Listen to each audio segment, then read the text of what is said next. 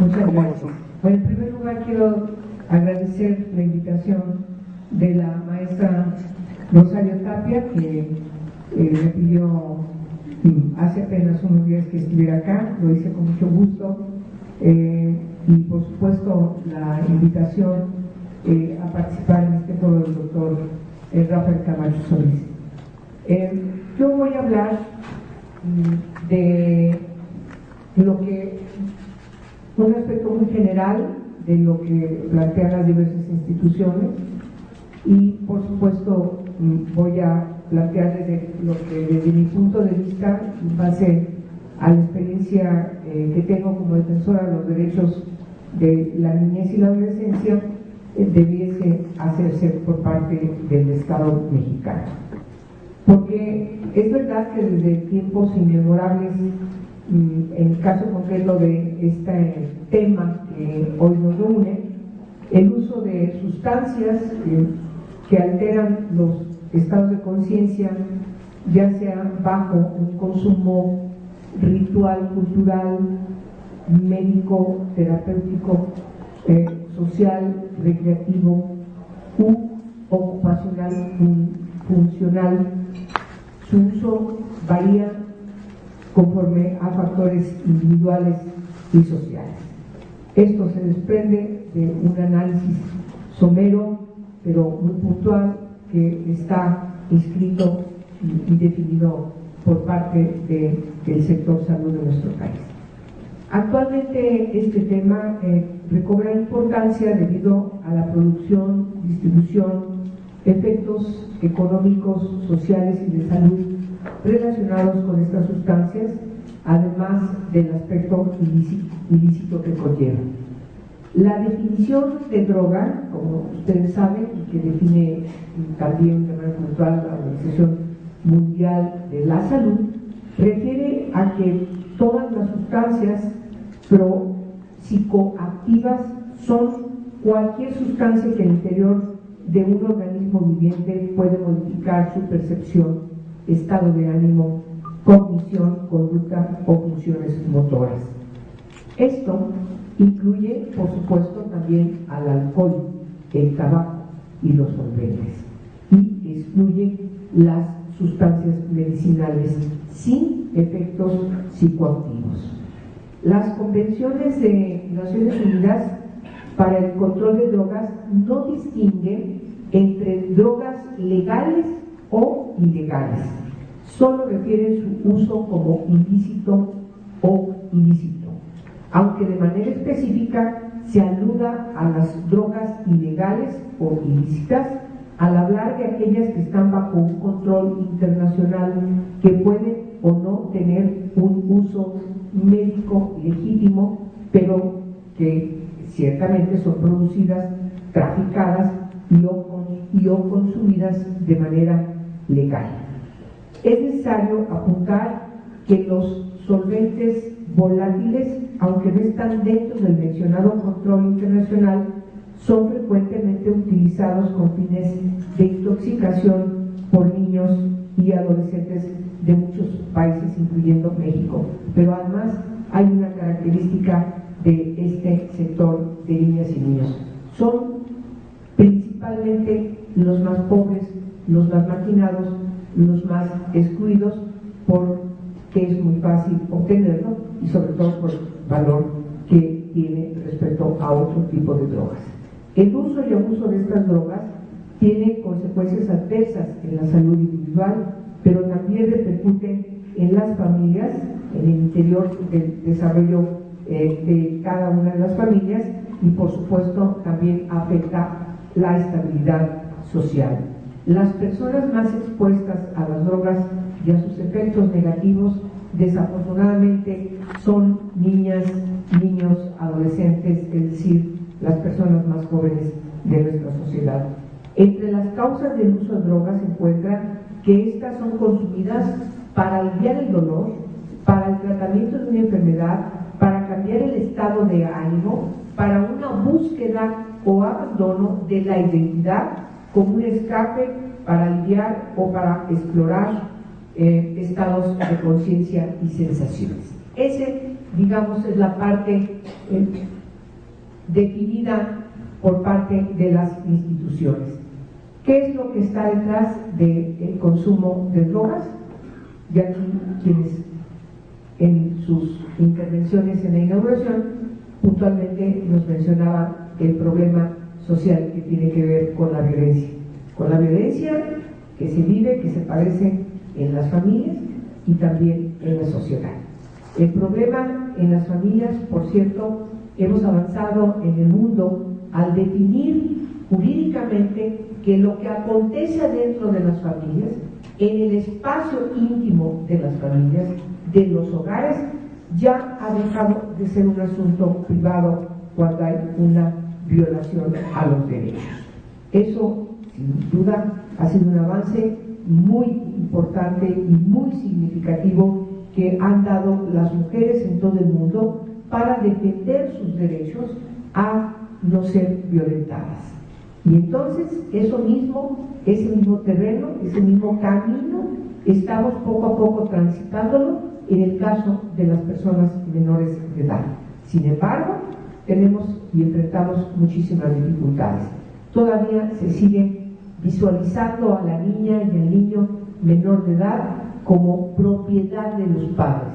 Y entonces lo que acontece con mi hijo y con mi hija es un asunto mío y nadie tiene que meterse con lo que yo decida.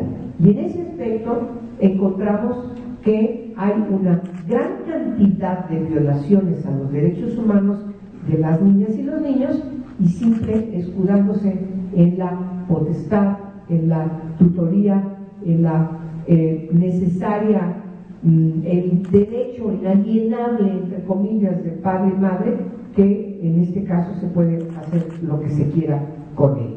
Hasta hace 200 años, incluso en muchísimas sociedades del mundo, el infanticidio era lo normal, insisto, era algo que era inherente a la decisión de los padres. Existen efectivamente factores biológicos, psicológicos o sociales que pueden determinar el consumo de sustancias.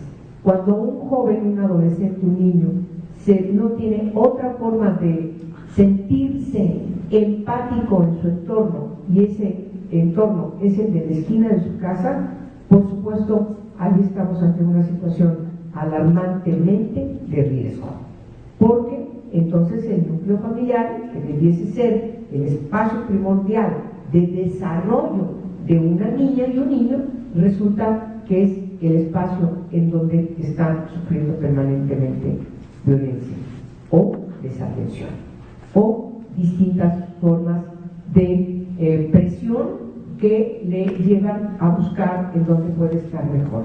Si es en su escuela, buscando en donde por su misma situación anímica pueden encontrarse seguro a través de experimentar al principio el consumo de drogas, pero siempre formando parte de un núcleo, insisto, donde se caracteriza por la empatía. Ahí me siento bien, me siento integrado, soy tomado en consideración, y entonces ahí es donde encuentro el lugar propicio para estar lejos, huyo de todo lo demás que me hace sentir mal, en donde soy víctima, en donde no soy tomado en consideración, en donde no soy deseado, no soy querido. Entonces, nos parece que lo que nos dicen las autoridades respecto de lo que es el consumo de estupefacientes, de drogas, y sobre todo las que son legales, porque el tabaco y el alcohol, si bien son legales en nuestro país, y aunque hay una prohibición de venderlas a personas menores de 18 años de edad, sabemos que siempre habrá una forma en que puedan acceder a ellos. Ahora, ¿qué pasa con el alcohol? ¿Qué pasa con el tabaquismo? Al ser drogas legales, hay desde las instituciones programas específicos para que se atiendan el consumo de tabaco y de alcohol. En cambio, con el otro tipo de drogas no. Y ese es un problema muy importante que recién se empieza a discutir se le quita el tabú en discusiones doctas, en reuniones especializadas, preocupadas como la que hoy nos ocupa, pero también desde los gobiernos y afortunadamente también desde Naciones Unidas. La drogadicción ya está configurado como un problema de salud pública. Ese fue un gran avance que se da desde la Organización Mundial de la Salud y por supuesto ya queda, como bien lo decía el representante de Naciones Unidas del Fondo contra la Droga y el Delito, que ciertamente también está empezando a verse desde las propias convenciones desde un enfoque totalmente distinto. Ahora, yo quiero abundar en este sentido. Conviene que nuestros países sigan esta inercia que ha dado tan pésimos resultados de criminalizar a quien consume drogas, o conviene ubicarlo con precisión que estás frente a un problema de salud pública y que entonces el enfoque no tiene que ser punitivo, sino tiene que verse desde la situación concreta que lleva a una persona de cualquier edad a la búsqueda de tener este enganche con algo que le hace sentir menos presionado o que socialmente lo lleva al consumo de alguna droga, a veces empezando por la recreación o por la propia curiosidad. Yo creo que el problema que estamos viviendo en nuestras sociedades efectivamente es la enorme violencia en todas sus formas. Y ese, insisto, volviendo a lo que dije al principio, cuando se trata de las familias, no solamente es un asunto privado. Lo que padece una niña, un niño, un adolescente en sus familias deja de ser privado cuando se trata de violaciones a sus derechos. Y si entendemos que los derechos de niñas y niños son derechos humanos, entonces la configuración está enfocada desde otro punto de vista, es decir, en la dignidad humana, en el libre desarrollo de la personalidad, que afortunadamente son conceptos que ya están inscritos en nuestra Constitución.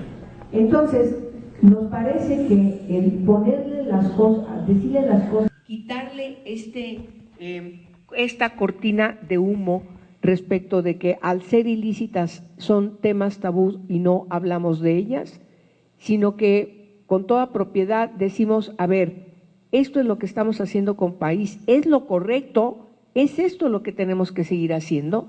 Y el problema desde Naciones Unidas está viéndose así. Los estados están responsabilizados, claro que están responsabilizados. Los gobiernos, por lo tanto, tienen que empezar a discutir si lo que están resolviendo, lo que están decidiendo, esta inercia en la que nos ha llevado Washington a todos los países del mundo en las últimas décadas, es lo correcto o no es lo correcto. Afortunadamente, esta decisión ya está inscrita en Naciones Unidas para discutirlo. ¿Qué va a pasar después de la discusión? No sabemos, pero incluso el que haya en esa discusión expresidentes de algunos países latinoamericanos habla de la importancia que se está dando a este tema, junto con, por supuesto, especialistas en distintas materias. Eso me ubica a rescatar algunas de las intervenciones de ahorita en la mañana. El problema es docto, sí. Qué bueno que finalmente están los médicos, los doctores, los trabajadores y trabajadoras, los profesionales de la salud, dándonos toda la orientación que necesitamos para ubicar con precisión el problema. Pero también es muy importante que las distintas instancias también se preocupen para, como dicen las directrices de Riad de Naciones Unidas, prevenir desde la primera infancia el delito. Y ese es un enfoque muy importante que tenemos que dar en nuestro país. Desde mi punto de vista muy modesto, si no están las autoridades, además de las de salud, también las autoridades de desarrollo social, de educación, de cultura, en fin, una respuesta integral de los gobiernos para la prevención social del delito, para la prevención social del uso de droga, para la prevención social de las distintas formas de violencia que afectan terriblemente el proyecto de vida de las niñas y los niños, entonces no estamos haciendo lo que debemos. Y por supuesto, ¿las familias también necesitan orientación? Claro que sí. ¿De dónde la van a obtener? De la política pública. Por eso, la importancia del foro que inscribe desde la política pública la responsabilidad de la prevención de las violaciones a los derechos y desde el enfoque de la prevención social de la violencia y también de los delitos que derivan del uso de drogas, como aquí también se nos ha evidenciado por todas las encuestas de quienes se encargan de orientarnos estadísticamente la evaluación de la incidencia de delitos y cuál es la característica de ella, cuáles son las edades, cuáles son las distintas formas de afectación de los derechos, porque nadie creo que aquí dude que cuando una niña, un niño, un joven decide quitarse la vida e ir al suicidio, pues es reflejo de que hay una carencia detrás. Entonces, la responsabilidad en este sentido es una responsabilidad desde el Estado, es una responsabilidad, insisto, de definir con puntualidad que se está frente a violaciones de derechos humanos y, por supuesto, entonces dar respuestas como sociedad, como gobiernos y cada quien haciendo lo que debe hacer, pero de manera articulada. Primero, la respuesta no puede ser punitiva. Creo que ese es el primer punto en el que nosotros tenemos que ponernos de acuerdo. No podemos seguir criminalizando a quienes consumen, son objeto presa de alguna droga, cualquier tipo de droga, lícita o ilícita. No podemos actuar así. ¿El problema es un problema de salud? Sí, y es un problema de salud pública, además. No solamente de salud de quien está siendo afectado por el consumo de drogas, sino también es un problema social, porque ya rebasó a los ámbitos, insisto, privados. Estamos frente a un problema de salud pública. Si nosotros insistimos que la política pública no tenga este enfoque punitivo, sino tenga el enfoque desde los derechos, entonces las respuestas van a ser distintas. Finalmente, si me permiten concluir con este pensamiento, es importante programas como el que Mara nos informó hoy, claro que sí. A mí en lo personal, y espero que lo compartan también ustedes, me preocupa que no sea un programa estructural. Me preocupa que sea un programa coyuntural y me preocupa que sea un programa marginal. De allí la importancia, y yo esperaría, estaría muy atenta de sus conclusiones, insistir en la responsabilidad del Estado, de la ciudad en este sentido, del gobierno de la ciudad, de nuestra ciudad, para que ciertamente siga caminando por el camino donde va. Si esta es la primera entidad federativa que discute abiertamente la legalización o descriminalización, despenalización, para decirlo con toda puntualidad, de algunas drogas, yo creo que es correcto que demos la discusión abiertamente, sin tapujos, sin prejuicios y hacerlo de manera docta. Por eso la participación de todos ustedes en esa discusión es sin duda relevante. ¿A qué nos va a llevar esa discusión? No sabemos, pero seguramente lo pondremos definitivamente el punto sobre la I. Dos, si me permiten, también siguiendo la dinámica de la construcción de políticas novedosas, vanguardistas que distinguen a la Ciudad de México, decirle a las cosas como son. Este asunto es un problema de salud pública, es un problema que es responsabilidad, por lo tanto, de las autoridades. ¿Y cómo tenemos que trabajar? Pues en programas estructurales, programas a largo plazo, no a mediano plazo, programas que abarquen la integralidad multiinstitucional para que se revisen los diversos factores que inciden en una situación como la que estamos viviendo y, por supuesto, me parece que la prevención social de la violencia, empezando desde temprana edad de las niñas y los niños, entendiendo que son el objeto fundamental del desarrollo de nuestras sociedades para que tengan un proyecto de vida distinto, para que cuando lleguen a ser adultos no estén como ahora habitando en más del 45% las cárceles de nuestra ciudad o de nuestro país, porque esa es la misma característica, o estando involucrados en otro tipo de delitos siendo adolescentes, pues entonces si nosotros no vemos integralmente el problema, entonces no estamos haciendo lo que debemos. Yo agradezco mucho la invitación y seguiré atenta, contribuyendo lo que desde mi espacio hago para que efectivamente todo lo que se necesita en el país tenga un fundamento jurídico legal. Lo que deriva de ahí, las políticas públicas de buenas leyes que no deben quedarse en letra muerta, sino que deben derivar, insisto, en el siguiente paso, las políticas públicas a las que está obligado el ámbito ejecutivo, pues es necesariamente indispensable.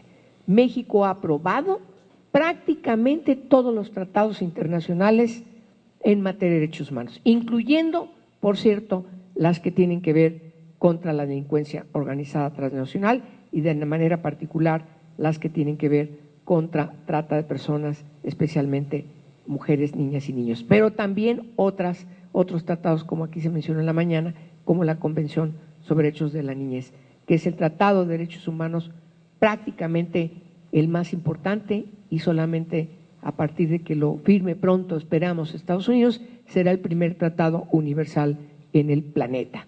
Entonces, México tiene que ser congruente con esos compromisos vinculantes de todos estos tratados internacionales y, por supuesto, yo espero que la Ciudad de México, su gobierno, siga decidiendo, tomando las decisiones políticas que nos lleven a ser un ejemplo en todo el país. Muchas gracias por su atención.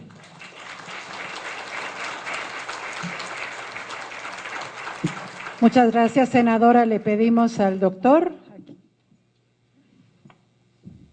le puede entregar su reconocimiento y un pequeño y muy modesto obsequio.